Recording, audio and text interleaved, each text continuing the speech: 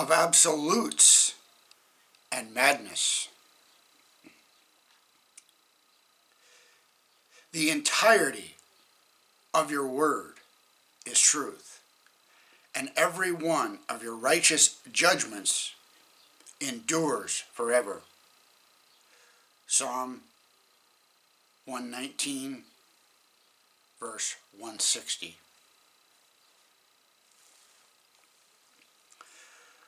One of the things that makes some modern audiences terribly uncomfortable with the message of the Scripture is the Bible's insistence that it is not merely telling the truth, it is the truth. I, the Lord, speak righteousness. God says through Isaiah, I declare things that are right. To the postmodern mind, this is nonsense. There is no objective truth.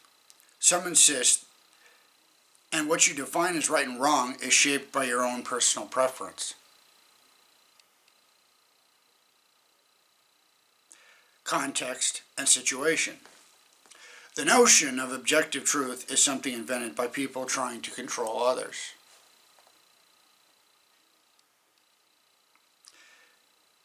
This kind of thinking boggles the minds of older generations who were not exposed to that relativistic thinking in college.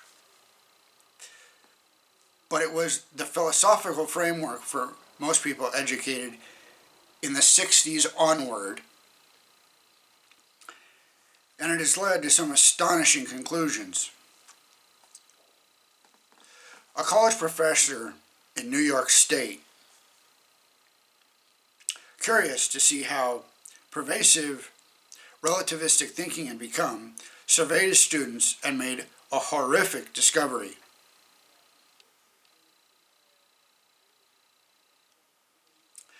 As many as 20% of them could not bring themselves to criticize the Nazi extermination of Europe's Jews.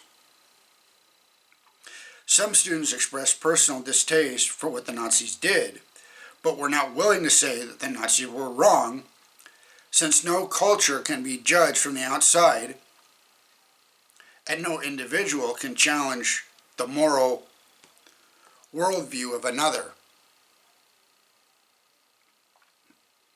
Female circumcision.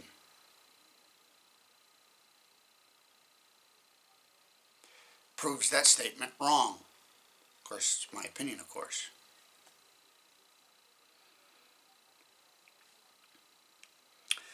It is a distinctly 20th century mindset, brought on by the philosophers of the 19th. But Shakespeare had already described this philosophy 400 years earlier when he wrote Hamlet. There is nothing either good or bad, Hamlet states at one point, but thinking makes it so. I think. You're not here to think, you're here to do what I tell you.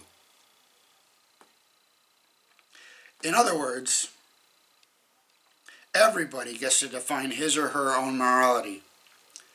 Things are only evil if you think they are. Oh, how fun. The thing to remember,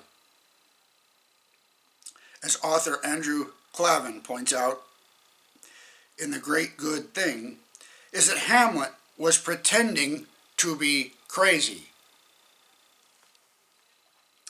And in the 400 years since Shakespeare penned the play, a mindset that was considered utterly insane has now suddenly been declared sane.